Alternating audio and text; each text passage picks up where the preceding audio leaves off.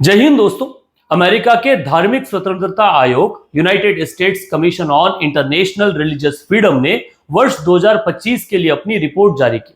इस वार्षिक रिपोर्ट में भारत को लेकर कई गंभीर दावे किए गए। कहा गया कि भारत में रिलीजियस फ्रीडम लगातार गिरती जा रही और इस आधार पर भारत को उस लिस्ट में सम्मिलित किया गया जिसमें ईरान, पाकिस्तान, अफगानिस्तान जैसे जो देश है वो सम्मिलित है, जिस लिस्ट का नाम है कंट्रीज ऑफ पर्टिकुलर कंसर्न। ये सारे दावे कई सारे मुद्दों को लेकर किए गए जो पिछले वर्षों में भारत में हुए, जिनको उन्होंने इस लिस्ट में या इस रिपोर्ट में जगह दी। शुरुआत की गई भारत में हुए 2024 में इलेक्शन में, जिसमें बीजेपी और बीजेपी के candidate prime minister Narendra Modi को ब्लेम करते हुए कहा गया कि इन्होंने 2024 की इलेक्शन कैंपेन में मुसलमानों को, माइनॉरिटीज को टारगेट किया और ये टारगेट सिर्फ अपना पॉलिटिकल सपोर्ट गैदर करने के लिए किया। उन्होंने भारत की उन अथॉरिटीज को टारगेट किया जो सिविल सोसाइटीज और इन ग्रुप्स को टारगेट करती है और जो ऊपा और एफसीआरए जैसे जो कानून है, प्रिवेंशन ऑफ अनलॉफुल एक्टिविटीज, उन कानून के तहत माइनॉरिटी को टारगेट करने के लिए ब्लेम किया गया। 2019 में आए सीए सिटीजनशिप अमेंडमेंट एक्ट को भी इसमें मेंशन करते हुए कहा गया कि बीजेपी द्वारा पीसफुल प्रोटेस्टिंग जो सीए चल रहा था उसमें उमर खालिद, मिरन हैदर और शर्जील इमाम जैसे लोगों के खिलाफ जबरदस्ती केस दायर किए गए, उनको जेल में डाला गया। इसी रिपोर्ट में दावा किया गया अयोध्या टेंपल को लेकर और उसको भी धार्मिक स्वतंत्रता के खिलाफ बताया गया। राज्य सरकारों द्वारा काउ शॉल्टर और एंटी कन्वर्जन लॉ लाने के लिए भी इन्होंने उनको क्रिटिसाइज किया। साथ ही साथ उत्तराखंड में जब यूनिफॉर्म सिविल कोड लाए गए तो उसको भी इसमें शामिल किया गया।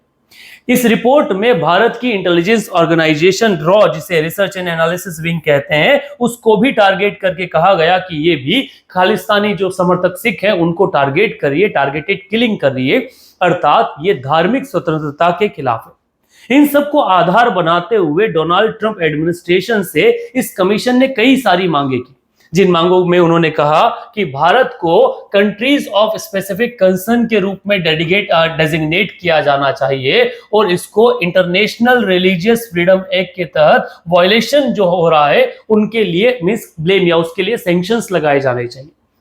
इन्होंने कहा कि impose targeted section on individual and entities such as Vikas Yadav, रॉ एजेंट्स जो है, इनके खिलाफ भी इनको अमेरिका में घुसने के ऊपर इनके ऊपर प्रतिबंध जो है वो लगाए जाने चाहिए। साथ ही साथ उन्होंने कहा कि यूएस एम्बेसीज जो है उनको एनकरेज करना चाहिए कि वो रिलीजियस जो फ्रीडम है उसको लेकर पब्लिक में स्टेटमेंट जारी करें। इन्होंने कहा कि कांग्रेस जो है वो एक बिल पास करे और उस बिल को पास करते हुए भारत के ऊपर या भारतीय गवर्नमेंट को रिलीजियस माइनॉरिटी को टारगेट करने के लिए लायबल या फिर मिस जिम्मेदार ठहराए। साथ ही तो उन्होंने कहा कि जो इस तरह के कानून बन रहे हैं, इनके लिए जो आर्म्स एक्सपोर्ट किए जा रहे हैं उनके लिए भी भारत के ऊपर सैंक्शंस लगाने चाहिए। इसको लेकर भारत ने भी अपना जवाब एक स्ट्रॉन्ग ऑब्जर्वेशन के साथ दायर किया।